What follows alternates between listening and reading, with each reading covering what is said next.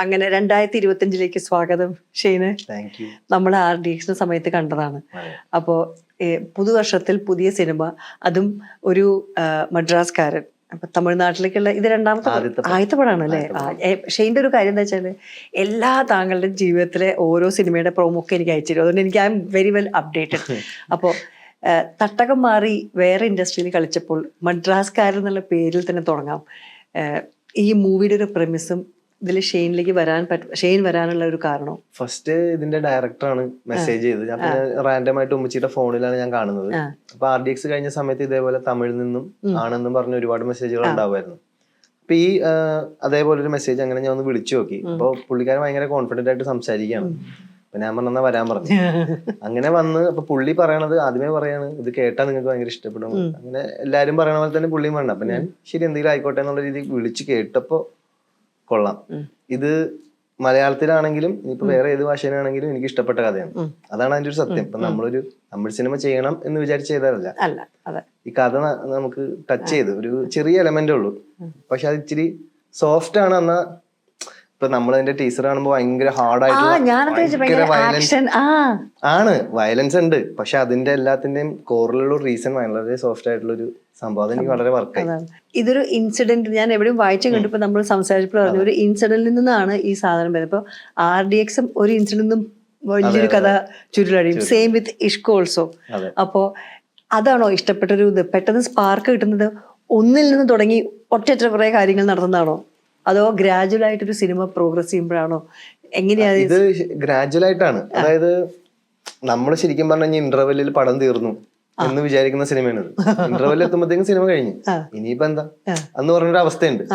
ആ ഇനിയിപ്പോ എന്തേലും എനിക്ക് ഒരുപാട് ഉത്തരങ്ങൾ ആ കണ്ടതിലുണ്ടായിരുന്നു. പിന്നീട് നമ്മൾ ചിന്തിക്കുമ്പോ അത് അങ്ങനെയൊക്കെ ആയിരുന്നല്ലേ കഥ എന്ന് നമുക്ക് മനസ്സിലാവുന്ന ഇൻട്രസ്റ്റിംഗ് ആയിട്ടാ പോണത്. തമിഴ് എങ്ങനെ? ഞാൻ 10-20 കൊല്ലമായിട്ട് തമിഴ് പഠിച്ചിട്ട് എനിക്ക് മേത്ത് കുത്തിയ തമിഴ് വരില്ല. പക്ഷെ താങ്കളുടെ തമിഴ് കേട്ടപ്പോ വലിയ കുഴപ്പമില്ല. അതാണ് അഡ്ജസ്റ്റ് ചെയ്ത് പറയാനറിയാം, അത്രേ ഉള്ളൂ. പക്ഷെ ഇവരുടെ ഈ നമ്മളുടെ സ്ലാങ് പോകില്ലല്ലോ. ഒരു മലയാളിയായ ഒരാളുടെ സ്ലാങ് ഒരിക്കലും പ്രത്യേകിച്ച് നമ്മുടെ ഭാഷ. എനിക്ക് തൃശ്ശൂർക്കാർക്കൊന്നും പിടിക്കാൻ പറ്റില്ല ഇരിക്കുന്നു. പക്ഷെ എന്റെ ഫ്രണ്ട്സൊക്കെ ഗംഭീര സംസാരിക്കും. ശിശിര അന്ന് തരി ശ്രദ്ധ വെച്ചിട്ടുണ്ടെങ്കിൽ നമുക്ക് ഈ ലാംഗ്വേജ് കണക്കാക്കായിരുന്നു. അപ്പൊ ഡബിങ്ങിലായിരുന്നു പ്രശ്നം. ഇല്ല, ലാംഗ്വേജ് പറയാൻ എളുപ്പമാണ്. ലാംഗ്വേജ് പറയാൻ പറ്റും, നമുക്ക് അതാ എല്ലാ വാക്കുകളും പറയാൻ പറ്റും. പക്ഷെ ആ ശൈലിയിൽ പറയാനാണ് പാട്. ഇതെന്ത് ശൈലിയായിരുന്നു? മദ്രാസ്, ചെന്നൈ തമിഴാണ്. പക്ഷെ ആ ഒരു ഫ്രീ ആയിട്ട് പറയാൻ ഒരു സ്റ്റാർക്ക് ഒരു ഡിഫറൻസ് എന്താ? ഞാൻ ഇപ്പം ചോദിക്കുന്നതാണ്. വേറെ നാട്ടിൽ പോയി എപ്പോഴും ആക്ട്രസ്മാരോട് ഞാൻ ചോദിക്കാറുണ്ട്. അവർ പണ്ട് പറഞ്ഞൊരു കാര്യമുണ്ട്, അവിടുന്ന് സിനിമ ചെയ്ത് ഇങ്ങോട്ട് വരുമ്പോൾ കുറച്ചുകൂടി ബഹുമാനം കൂടുന്നു. അങ്ങനെ അത് ഒരു കാലഘട്ടത്തിലാണ്, ഇപ്പോഴല്ല. ഇപ്പോ ഒരു വ്യത്യാസം കണ്ടുണ്ടോ as an actor for you? സത്യം പറഞ്ഞാൽ ആ ചോദ്യം വളരെ റെലവന്റാ. കാരണം ഇപ്പോ ഇവിടെ നമ്മൾ ഒരു സെറ്റ് ഓഫ് സിനിമകൾ ചെയ്തിട്ട് നമ്മൾ അവിടെ ചെല്ലുമ്പോൾ കാണുന്നത് ആ സിനിമകൾക്ക് നമ്മളുടെ ഇവിടെ കണ്ട അപ്രിസിയേഷനേക്കാളും ഒരു 10 times, പറഞ്ഞാലും എക്സാജറേഷൻ അല്ല, അങ്ങനത്തെ റെസ്പെക്ട് അവിടെ. ഒരേ കാര്യം തന്നെയാണ്. അവര് കൂടുതലും ആർട്ടിനെ ആർട്ട്ഫുൾ ആയിട്ട് സിനിമ അപ്രോച്ച് ചെയ്യുന്ന കുറച്ച് ടീംസ് ആണ് കൂടുതലും. അതുകൊണ്ട് തന്നെ അവർക്ക് ആർട്ടിസ്റ്റുകളോട് ആ റെസ്പെക്ട് ഉണ്ട്. ഈ ഡയറക്ടർ മുമ്പൊരു സിനിമ ചെയ്തിട്ടുണ്ട് അല്ലേ? എനിക്ക് പേരറിയോ, ഞാൻ വായിച്ചതായിരുന്നു. ആദ്യം ചെയ്ത സിനിമയുടെ നാവിന്റെ തുമ്പത്തണ്ട് വിട്ടുപോയി. അത് കുഴപ്പമില്ല. ഡയറക്ടറിന്റെ പേരെന്തായിരുന്നു? വാലി.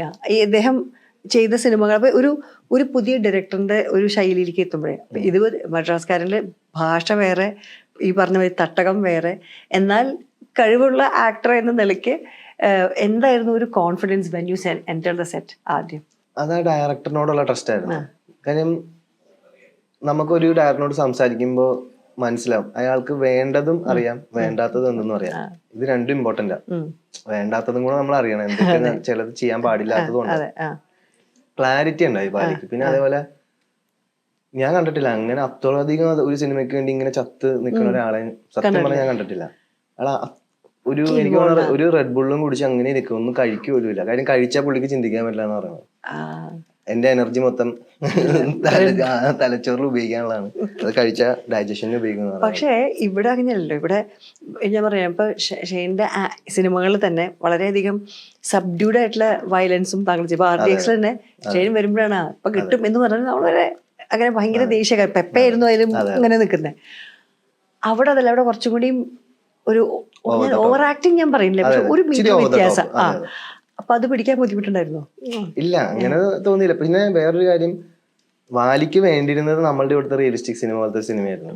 അപ്പൊ ഓക്കെ. അതായത് വാലിക്ക് എന്റെ പറവയും കുമ്പളങ്ങിനായിട്ടും ഇഷ്കൊക്കെ കണ്ട് ഫാനായിട്ട് ആ ഒരു സാധനമുണ്ട് പുള്ളിക്ക്. അപ്പൊ പുള്ളിക്കാരൻ അത്തരം സിനിമ, ഇപ്പൊ അങ്കമാലി ഡയറീസ് അതേപോലെ ഒരു ആക്ഷൻ സിനിമ അങ്ങനത്തെ രീതിയിൽ കൊണ്ടുവരണം. അപ്പൊ നമ്മളത് ഏകദേശം എടുത്തു വന്നപ്പോ എന്തായി, ഒരു റിയലിസവും എന്നാ ആ ഒരു തമിഴ് കമേഴ്ഷ്യലിസവും കൂടെ ബ്ലെൻഡ് ആയി. അപ്പൊ അതുകൊണ്ട് തന്നെ പാട്ടുകളും ഇമോഷൻസ് അങ്ങനെയുള്ള സാധനങ്ങളൊക്കെ ഉണ്ട്. ഏറ്റവും കംഫർട്ടബിൾ ആയിട്ട്, ശരി ഇത്രയും കാലം അഭിനയിച്ചല്ലേ, ഏറ്റവും കംഫർട്ടബിൾ ആയിട്ടൊരു ഒരു സിനിമയിലെ പ്രോസസ് ഉണ്ടല്ലോ, അല്ലെ സോങ് സീക്വൻസ് ആണോ, അതോ ആക്ഷൻ ആണോ, അതോ കോമഡി ആണോ, അതോ ഇമോഷണൽ ആണോ, ഏതാണ് എളുപ്പമായിട്ട് വരുന്നത്? ഇപ്പൊ എനിക്ക് തോന്നുന്ന സോങ് സീക്വൻസുകളാ കുറച്ചും കൂടെ നമുക്ക്. അത് താങ്കൾ ആദ്യമേ തട്ടകത്തിൽ തുടങ്ങിയതാണല്ലോ, ആദ്യകാലത്തെ ഡാൻസർ ആയതുകൊണ്ടുള്ള. ഡാൻസ് ഇച്ചിരി പണിയാണ്, ഇച്ചിരി പ്രാക്ടീസ് ചെയ്യണം, എന്നാലേ നമുക്ക് അത് അവിടെ ഫ്രീ ആയിട്ട് കളിക്കാൻ പറ്റുള്ളൂ. അല്ലാതെയുള്ള സോങ് സീക്വൻസുകൾ ഷൂട്ട് ചെയ്യാൻ ശരിക്കും പറഞ്ഞാൽ.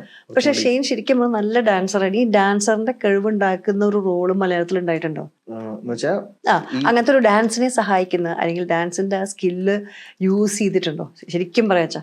ശരിക്കും പറഞ്ഞാൽ ഞാൻ ഡാൻസ് ഒരു 6 months ഒരു പടത്തിന് വേണ്ടി തന്നെ ട്രെയിനിങ്ങിന് പോയത് വലിയ പെരുന്നാൾ എന്ന് പറഞ്ഞ പടത്തിലായിരുന്നു. പക്ഷെ അതിലാകെ എനിക്ക് തോന്നുന്നു മൊത്തം നോക്കിയപ്പോൾ 1 minute കണ്ടേ ഉള്ളൂ അത് മൊത്തം പടത്തിൽ.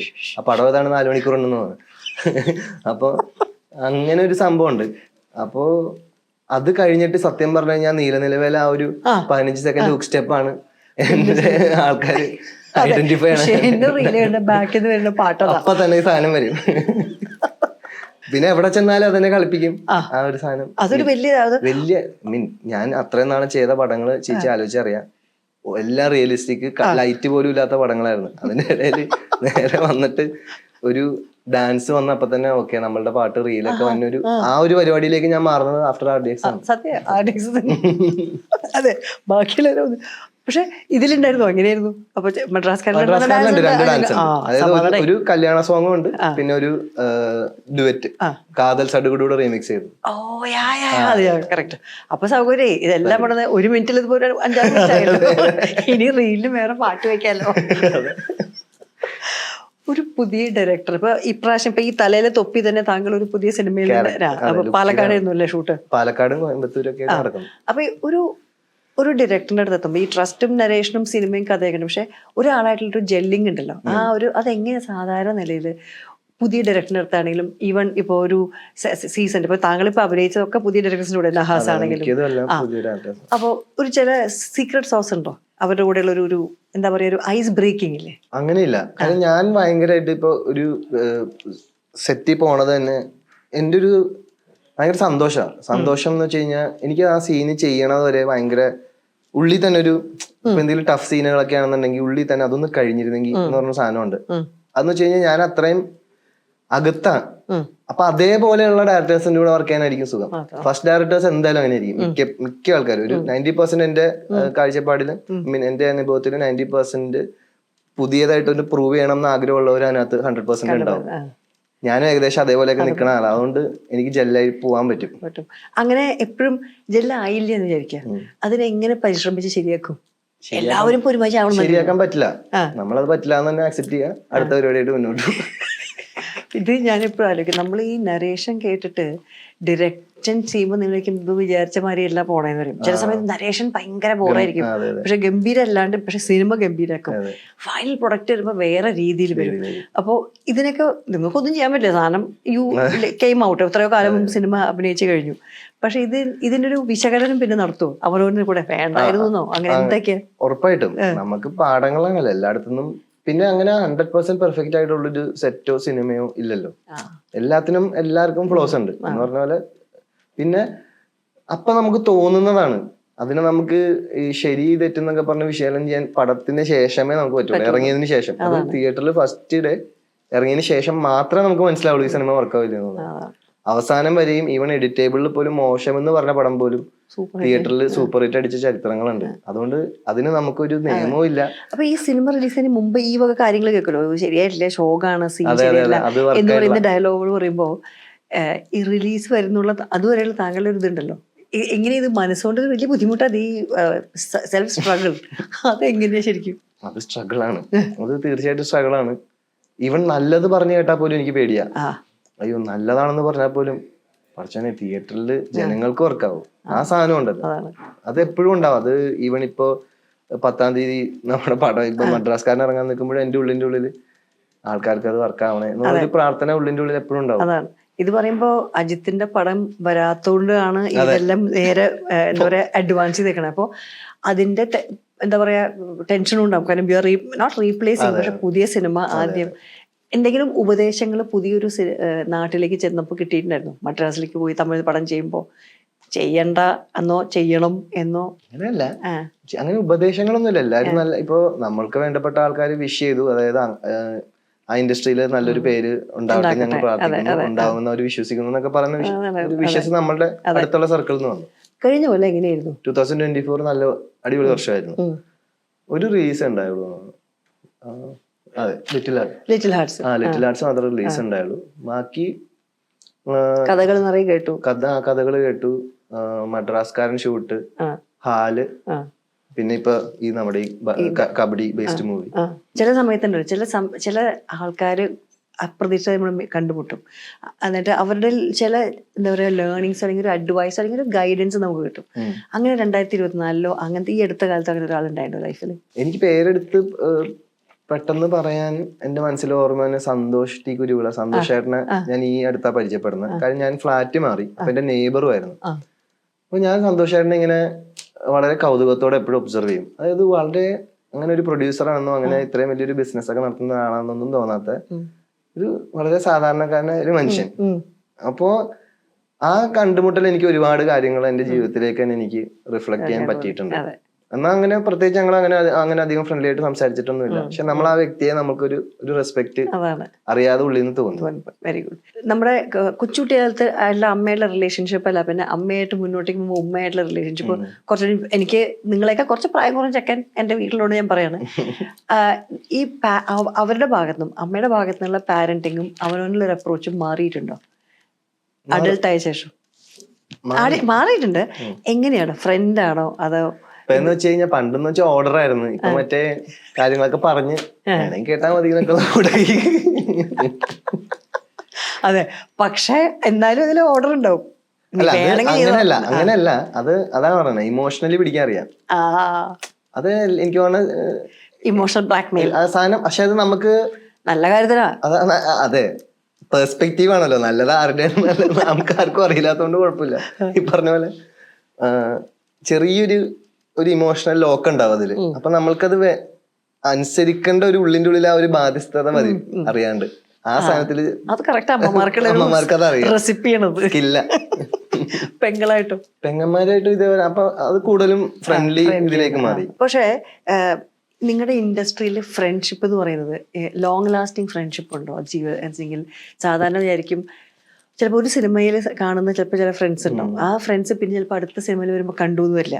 അപ്പൊ പക്ഷെ അത് മെയിൻറ്റെയിൻ ചെയ്യാൻ നോക്കിയിട്ടുണ്ടോ? സത്യം പറഞ്ഞു കഴിഞ്ഞാൽ സിനിമകളിൽ നിന്നുള്ള ഫ്രണ്ട്ഷിപ്പ് അങ്ങനെ ഇതുവരെ എന്താ പറയാ നാച്ചുറലി അങ്ങനെ ഇതുവരെ എനിക്ക് ക്യാരി ഓൺ ചെയ്ത് കൊണ്ടുപോകാൻ പറ്റിയിട്ടില്ല. അത് വേറൊന്നും കൊണ്ടല്ല, അവരും അവരുടേതായ തിരക്കുകളിൽ ബിസി ആകും. ഇപ്പൊ നമ്മള് ഒരു ഷൂട്ടിന് കൂടുതൽ സമയം ഒരുമിച്ചുണ്ടാകുമ്പോൾ നമ്മൾ വിചാരിക്കും ഇവരെ നമ്മൾ എന്നും എല്ലാ ദിവസവും കാണും. അവര് ചിലപ്പോ അടുത്ത ഷൂട്ടിന് പോയി കഴിഞ്ഞാൽ ചിലപ്പോ നമുക്ക് അവരെ കാണാൻ കിട്ടണമെന്നില്ല, ചിലപ്പോ വിളിച്ചാൽ കിട്ടണമെന്നില്ല. അത് അവര് മനഃപൂർവ്വം ചെയ്യണമെന്നൊന്നുമില്ല. പക്ഷെ അങ്ങനെ ഒരു വ്യത്യാസം. പക്ഷെ if there is A will there is a way എന്ന് പറഞ്ഞ മാതിരി ചില ആത്മാർത്ഥമായ ഫ്രണ്ട്സ് അത് സിനിമയിൽ നിന്നാണോ അതോ സ്കൂളിൽ നിന്നും കോളേജിൽ? ഉറപ്പായിട്ട് സ്കൂളിൽ നിന്നും കോളേജിൽ നിന്നൊക്കെ തന്നെയുള്ളൂ. അവരെ നമുക്ക് അവരെന്ന് വെച്ച് കഴിഞ്ഞാൽ നിങ്ങൾ ഷൈനികം ആക്ടർ അല്ല, നമ്മൾ അവരെ പോലെ ബെഞ്ചിൽ ബാക്കിൽ നിങ്ങളുടെ എന്തായാലും സ്കൂളിൽ വില കുറ്റപ്പേരുണ്ടായിരുന്നോ? അതല്ലേ നിങ്ങൾ ആൾക്കാർ വിളിച്ചിട്ടുണ്ടാവും. അതിപ്പോ എനിക്ക് കമന്റിൽ നിങ്ങളുടെ ഫ്രണ്ട്സിൽ ഇപ്പൊ പോയിട്ടുണ്ടോ? 24 തന്നെ ഒരു ഇവന്റ് വേണ്ടായിരുന്നില്ല അല്ലെങ്കിൽ അതൊരു വിഷമിച്ച എന്തെങ്കിലും സംഭവം ഉണ്ടോ?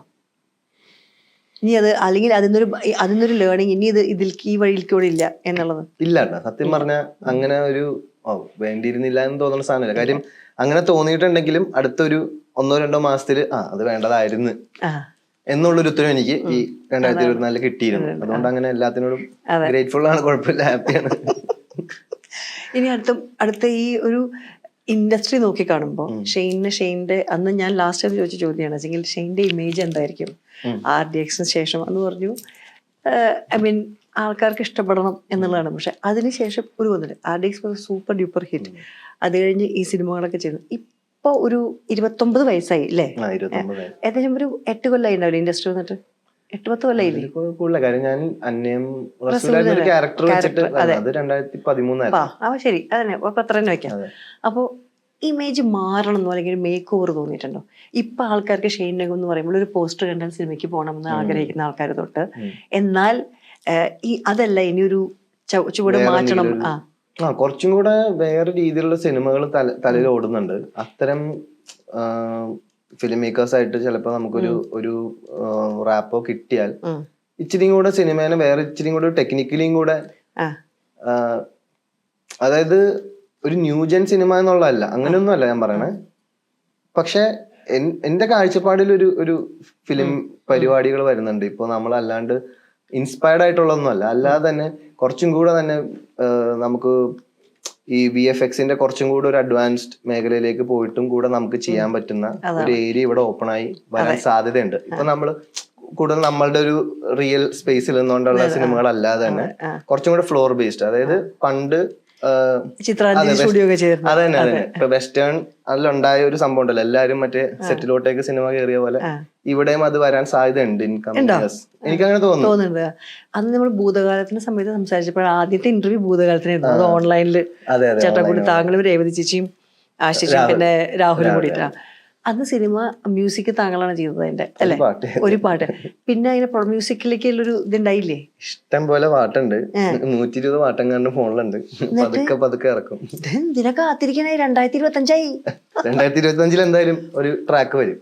ഒന്ന് പോരാ, 10 പോരട്ടെ. 122 നല്ല പണിയുണ്ട് അതിന്റെ വിഷ്വൽ ഉണ്ടാക്കാൻ. ഞാൻ പറഞ്ഞില്ലേ, ഇച്ചിരി നമുക്ക് എളുപ്പത്തിൽ ഉണ്ടാക്കാൻ പറ്റും. ഒരു മ്യൂസിക് ചെയ്യുമ്പോൾ ഒരു പ്രോസസ് എന്താ? താങ്കൾ ഇപ്പൊ സിനിമ എനിക്കറിയാം സിനിമ സമയത്തല്ലേ ചെയ്യാൻ പറ്റുള്ളൂ. Just tell me what is the process? Cinema ചെയ്യണ സമയത്ത് തന്നെ സാധാരണ പാട്ടും ചെയ്യാറട്ടോ. സംഭവം കൂടെ ഉണ്ട്. കാര്യം കാരവനിൽ അത്യാവശ്യം നല്ല സമയം ഇരിക്കേണ്ടി വരും. അപ്പൊ നമുക്ക് മൈൻഡ് ഒരുപാട് ആവശ്യമില്ലാത്ത തോട്ട്സിലേക്ക് പോയിരിക്കാനാണ് ഞാൻ ആക്ച്വലി ഈ സോങ് മ്യൂസിക് പരിപാടിയിലേക്ക് ഇടക്കിടക്ക്. പിന്നെ അത് ഒരു കോളാ, എപ്പോഴും കിട്ടില്ല. ചിലപ്പോ അതൊരു എന്തോ ഒരു ഗ്ലിംസ് കിട്ടി ആ വഴി പോകും. അങ്ങനെ ആദ്യം ഗ്ലിംസ് സ്പാർക്ക് കിട്ടിയിട്ട് അത് ആർക്കാ ആദ്യം അയച്ചു കൊടുക്കുക? എന്റെ ഫ്രണ്ട്സ് കുറച്ചുപേരുണ്ടായിരുന്നു. പണ്ടൊക്കെ ഞാൻ ഉണ്ടാക്കുന്ന ട്രാക്കുകൾ എന്റെ സ്കൂൾ ഫ്രണ്ട്സ് കുറച്ച് പേർക്ക് കൊടുക്കായിരുന്നു. ഇപ്പൊ ഞാൻ ഒരു മ്യൂസിക് ഡയറക്ടർ ഫ്രണ്ട് ഉണ്ട് എനിക്ക്, നന്ദഗോപൻ എന്ന് പറഞ്ഞാൽ. അവൻ ഹാലിന്റെ മ്യൂസിക് ഡയറക്ടറാണ്. അതേപോലെ മദ്രാസ്കാരനിലെ കാതൽ സഡൂഡ് റീമിക്സ് ചെയ്തവന്. അപ്പൊ അവൻ ആ ഒരു മ്യൂസിക് സെൻസ് ഉള്ളതുകൊണ്ട് അവൻ അയച്ചു കൊടുക്കും. പിന്നെ എന്റെ ഫ്രണ്ട്സിനായിരുന്നു പണ്ട് കൂടുതൽ അയച്ചുകൊണ്ടിരുന്നത്. പിന്നെ വീട്ടില് അത്രയും ഉറപ്പുള്ള ട്രാക്കും അത്യാവശ്യം അധികം എക്സ്പെരിമെന്റൽ അല്ലാത്ത ട്രാക്കൊക്കെ വീട്ടിൽ അയച്ചു കൊടുക്കും. അല്ലെങ്കിൽ ഇത് കേട്ട് കഴിഞ്ഞാൽ അവര് തെറ്റിദ്ധരിക്കും, ഇത് എന്താണെന്ന്. പക്ഷെ എന്ത് തരം മ്യൂസിക്കിനോട് ഇൻസ്പയർഡ് ആവുക സാധാരണ? എന്ത് തരം കേൾക്കുമ്പോഴാണ്? What kind of music? ഒരു സ്പേഷ്യൽ എഫക്ട്സ് തോന്നുന്ന സൗണ്ടിങ് ആണ് കൂടുതൽ താല്പര്യം. ഇപ്പൊ ബേസിക്കലി ഇവിടെ നമുക്ക് റിലേറ്റ് ചെയ്യാൻ പറ്റുന്നത് റെക്സേട്ടന്റെയും സുഷിന്റെ ഒക്കെ സൗണ്ടിങ്. അത് ഇലക്ട്രോണിക്കിൽ തന്നെ എന്നാ അതിലൊരു ഒരു വേറൊരു തരം ഒരു മെഡിറ്റേറ്റീവ് പരിപാടിയുള്ള ബീറ്റ്സ് ഇഷ്ടമാണ്. എന്നാ ഭയങ്കര ഫാസ്റ്റ് ബീറ്റ്സ് താല്പര്യമില്ല. അങ്ങനെ എല്ലാം സ്പോട്ടിഫൈയിൽ പോകുമ്പോ ആദ്യം കേൾക്കുന്ന ഏത് ആർട്ടിസ്റ്റിന്റെ അപ്പാർട്ട് ഫ്രം മലയാളി? അത് ഓരോ ടൈമിലും മാറിക്കൊണ്ടിരിക്കും. ഒരു ടൈമിൽ AP ദിലോൺ കേൾക്കുമായിരുന്നു. ഇപ്പൊ ബ്രോദാവിയുടെ പണ്ടത്തെ ആത്മാരാമൊക്കെ ഇടക്ക് വരും. പിന്നെ ഇപ്പൊ ഈ ചുട്ടമല്ലി ഇടക്ക് കയറി വരും. അങ്ങനെ ഇന്നെന്നില്ല കൂടുതലും. പിന്നെ ചില സമയത്ത് കൂടുതൽ പാടും ചെയ്യില്ലേ നല്ലോണം? പാടെന്ന് വെച്ച് കഴിഞ്ഞാൽ എനിക്ക് പറ്റുന്ന ചില പാട്ടുകളുണ്ട്, അത് പാടും. അല്ലാതെ ഉറങ്ങാണ്ട് പാടുന്നത് നല്ലതാണ്, സ്പാർക്കാണ്. ശ്വാസം കിട്ടാൻ ബുദ്ധിമുട്ടിക്കില്ല, ഞാൻ ബുദ്ധിമുട്ടിക്കില്ല. വെറുതെ ഇട്ട് നോക്കിയതേ പോകാനെങ്കിൽ പോയ ഒരു വാക്ക് കിട്ടിയ ഒരു പാട്ട്. അപ്പൊ ഇപ്പൊ മദ്രാസ്കാരനിൽ എന്തെങ്കിലും അങ്ങനെ ചെയ്തിട്ടുണ്ടോ? എന്തെങ്കിലും ഒരു വേറെ എന്തെങ്കിലും? ഇല്ല. മദ്രാസ്കാരനില് ഈ നമ്മുടെ ഫ്രണ്ടാണ് ഈ കാതൽ സഡൂഡ് ചെയ്തതുകൊണ്ട് ആ പ്രോസസ്സിൽ അത്യാവശ്യം കുറച്ച് ഇൻവോൾവ് ആയിട്ടൊക്കെ നിന്നല്ലാതെ അങ്ങനെ വേറൊന്നും ക്രിയേറ്റീവ് ആയിട്ടൊന്നും ചെയ്തു. അപ്പൊ ഈ കൊല്ലം ഒരു 2 പാട്ടേലും ഞങ്ങൾ കേൾക്കും. ഒരു പാട്ട് എന്തായാലും ഇറക്കണം എന്നുള്ള പൂർണ്ണമായ റെസൊല്യൂഷൻ ഉണ്ടോ? 2025 ഏതെങ്കിലും ജിമ്മിലൊക്കെ കുട്ടപ്പനായിട്ടിരിക്കണം, ഇനി പരിപോണ്ട ആവശ്യമില്ല. എന്നാലും റെസൊല്യൂഷൻ അതാത് ക്യാരക്ടേഴ്സ് എന്നാൽ കഴിയുന്ന മാക്സിമം ചെയ്യണം. എന്നുള്ള പോലെ ചെയ്യാൻ ശ്രമിക്കുന്നു. ഒരു സിനിമ 2024 നിരസിച്ചത് ഖേദമുണ്ടോ? ഏതെങ്കിലും സിനിമ നല്ല റിലീസ് ചെയ്തിട്ടില്ല. ഇല്ലല്ലോ, ആ പ്രശ്നമൊന്നുമില്ല. ഓക്കെ. പൂച്ചക്കുട്ടി ഉണ്ടല്ലേ? എന്റെ പേരെന്താ? ടൈഗർ. ടൈഗർ. അപ്പൊ ടൈഗറായിട്ടുള്ള റിലേഷൻഷിപ്പ് കേൾക്കട്ടെ. അതെങ്ങനെയാണ് പൂച്ചക്കുട്ടി ഇടയിൽ വന്നത്? അതെങ്ങനെയാ? കുറച്ച് കാലമായോ? അതിന് സമ്മാനം തന്നതാ? സമ്മാനം തന്നല്ല, എന്റെ ഫ്രണ്ടിന്റെ വൈഫ് ഹൗസിൽ അവിടെ ഓൾറെഡി ഒരു വലിയ പൂച്ച ഉണ്ടായി. അപ്പൊ അവര് പ്രസവിച്ചു. അത് പ്രസവിച്ചപ്പോ 3 കുഞ്ഞുങ്ങളുണ്ടായി. അപ്പൊ ഇത് കാണാനായിട്ട് ഇതേപോലെ എനിക്ക് ഫോട്ടോ അയച്ചു തന്നപ്പോ എനിക്ക് ഭയങ്കര കൗതുകം തോന്നി. അങ്ങനെ കാണാൻ ചെന്നപ്പോ 3-ൽ ഏതിലെടുക്കണം കൺഫ്യൂഷൻ ആയി. എല്ലാം കൊള്ളാം, പക്ഷെ ഇവൻ മാത്രം ഈ പറഞ്ഞ പോലെ മൂലക്ക് പോയിട്ട് ഇങ്ങനെ മാറിയൊക്കെ ഇരിക്കണത്തെ ഒരു സാധനം. നല്ല രസമുണ്ടായി. അതിന്റെ അടിപൊളി, നല്ല രസമായിരുന്നു അതിനെ കാണാൻ. അങ്ങനെ എന്താ കളറ്? ഒരു ഗ്രേ ആണ്. പക്ഷെ വലുതായി വരുന്തോറും മേളിലൊരു ചെറിയൊരു ചോക്ലേറ്റ് ലെയറും കൂടെ. കാര്യം അമ്മ ചോക്ലേറ്റും അച്ഛൻ ഗ്രേയും ആണ്. അതിന്റെ ഒരു സാധനം ബ്ലെൻഡായി വന്നുണ്ട്. അങ്ങനെ കൊണ്ടുവന്നതാ. പക്ഷെ ഭയങ്കര അടിപൊളി, ബുദ്ധിയില്ലേ ഇതിന്? ഭയങ്കര നമ്മളുടെ വൈബിനനുസരിച്ച് നിന്നോളും. അതെന്ത് വൈബാണ്? അതെന്ത് വൈബ് എന്ന് വെച്ച് കഴിഞ്ഞാൽ ഇപ്പൊ നമ്മള് സന്തോഷത്തിലാണെങ്കിൽ ആ രീതിയിൽ തുളിച്ചെടുക്കും. നമ്മളിപ്പോ ഇച്ചിരി ഒന്ന് മാറിക്കണെങ്കിൽ നമ്മുടെ മൂലയ്ക്ക് ഒന്ന് നൈസായിട്ട് കൂടെയൊക്കെ നിന്ന് നക്കിയൊക്കെ തന്ന് ആ ഒരു രീതിയിൽ സെറ്റിലും കൊണ്ടുപോകും. കാരവണില് കൂടുതൽ സമയം അവന്റെ വീടാണ് ഇപ്പൊ അത്. നമ്മളിടക്ക് അവിടെ പോയിട്ട് ഡ്രസ്സ് മാറി വന്നുള്ളു. അവനൊക്കെ നോക്കി ആ കുഴപ്പമില്ല കയറിക്കോ, ഫ്രണ്ടിൽ നിക്കോളൂ. കാരവൻ തുറക്കുമ്പോ തന്നെ ഫ്രണ്ടിൽ ഇങ്ങനെ നിന്നിട്ട് ആരൊക്കെയുള്ളതെന്നൊക്കെ നോക്കി മണം പിടിച്ച് കാണണം. അതൊക്കെ ഭയങ്കര രസമാണ്, ഭയങ്കര ബുദ്ധിയാണ്. ഇപ്പൊ സഞ്ജയ് പറഞ്ഞോണ്ടിരിക്കും അവരുടെ വീട്ടിലെ പട്ടിക്കുട്ടിയുടെ കാര്യം പറയുമ്പോൾ ഞാൻ ചോദിച്ചേ, ഈ ഒരു നമുക്ക് പിന്നെ അവരുടെ ടൈമാണ്. അവൻ ഉറങ്ങുമ്പോ നമ്മൾ മിണ്ടരുത് അല്ലേ? ഇല്ല, ഇവൻ അങ്ങനത്തെ ഒരു പ്രശ്നമില്ല കേട്ടോ. ഇവൻ സ്വന്തം കാര്യം നോക്കി നിന്നോളൂ. എന്നാ നമ്മളോട് വളരെ അടുപ്പമാണ്, ഡിറ്റാച്ച്ഡും ആണ്, എന്നാ വളരെ അറ്റാച്ച്ഡും ആയിട്ടുള്ള ഒരു. അപ്പൊ ഈ വീട്ടിലേക്ക് തിരിച്ചു വരുമ്പോഴേ ഒരാൾ കൂടി ഉണ്ട് നമ്മളെ കാത്തിരിക്കാതെ ഒരു സന്തോഷമുണ്ട് അല്ലേ? അതെ, ഇപ്പൊ എന്റെ കൂടെ ആയതുകൊണ്ട് ആ സന്തോഷം സത്യം പറഞ്ഞ ഇല്ല. കാര്യം അവൻ എന്റെ കൂടെ തന്നെയാണ് ട്രാവൽ ചെയ്യുന്നത്. ഇപ്പൊ ഈ അടുത്ത ഫോണിൽ പറഞ്ഞിട്ട് ടൈഗർ ഇവിടെ അവിടെ പുലിക്കുട്ടി കൂടിയാ നടക്കണത് ഞാൻ വിചാരിച്ചു. പക്ഷെ എന്തായാലും പൂച്ചയുടെ ഫാമിലി തന്നെയാണല്ലോ. അപ്പൊ എന്തായാലും മദ്രാസ്കാരൻ ഗംഭീരമാവട്ടെ. ഇനി ഞങ്ങളുടെ നാട്ടിൽ, അത് ഞാൻ ചെന്നൈയിലെന്ന് പറയണേ, ഇടയ്ക്കിടയ്ക്ക് അവിടെ പോയി ഗംഭീരാക്കൂ. എന്തായാലും I M so happy that I met you in 2025. എന്റെ ആദ്യത്തെ ഇന്റർവ്യൂ ആണ്. അടിപൊളി. അപ്പൊ എന്തായാലും ഓൾ ദ ബെസ്റ്റ്. ഇനി പുതിയ പുതിയ കാര്യങ്ങളിലേക്കും പാട്ടുകൾ ഇറക്കുക. പൂച്ചക്കുട്ടിയുടെ കുറെ ഒരു ഇൻസ്റ്റാ റീലൊക്കെ ഇറക്കും, കാണട്ടെ ഞങ്ങള്. ആദ്യമായിട്ട് മദ്രാസിലും അല്ലെങ്കിൽ തമിഴ്നാട്ടിലേക്ക് പോകുന്ന ഷെയ്നിന് നമ്മുടെ ഓഡിയൻസിന് എന്തെങ്കിലും പറയാണ്ടെങ്കിൽ കേൾക്കാം. മദ്രാസ്കാരൻ എന്റെ ആദ്യത്തെ തമിഴ് സിനിമയാണ്. ഈ ജനുവരി 10th ഇറങ്ങുന്നത്. തമിഴ്നാട്ടിൽ അന്ന് പൊങ്കലാണ്. ഇതൊരു ആക്ഷൻ ഡ്രാമയാണ്. ഒരുപാട് ഇമോഷൻസിനും ഒക്കെ പ്രാധാന്യം കൊടുത്തിട്ടുള്ള, എന്നാൽ എല്ലാ കൊമേഴ്ഷ്യൽ ചേരുവകളും ഉള്ള ഒരു നല്ല സിനിമയായിരിക്കും എന്നാണ് എൻ്റെ വിശ്വാസം. എല്ലാരും കാണുക, തീർച്ചയായും എന്നെ എന്റെ ടീമിനെ സപ്പോർട്ട് ചെയ്യുക. റൊമാൻസിനെ പറ്റി പറഞ്ഞില്ല. റൊമാൻസ് അധികം ഇല്ല സിനിമയിൽ, അതുകൊണ്ട് ഞാൻ വലിയ. അപ്പൊ ശരി, അപ്പൊ കാണാം. Thank you.